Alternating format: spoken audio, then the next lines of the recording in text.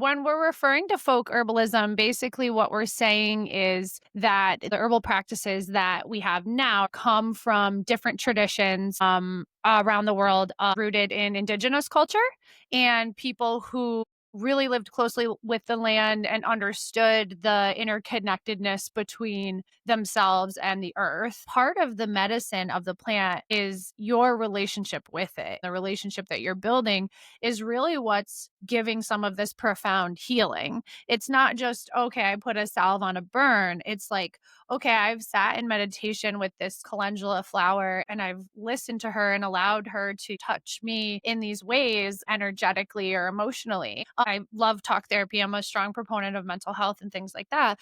But I think there is a limit to how far we can go with just our mental, intellectual processing. And at some point, we have to move from the mind to the body.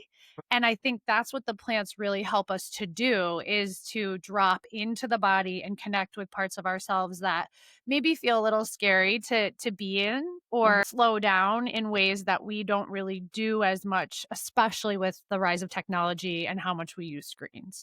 I think that there are different plants for different people at different times in their lives. Sometimes there are kind of lifelong allies, like, when you're a kid and you loved lavender and then you get older and you still love lavender. And so it's kind of this like lifelong teacher. But then I think there are times when there's medicine that you really need from a plant that you're going to feel more drawn or maybe even repelled, depending on if you're not ready for that kind of healing.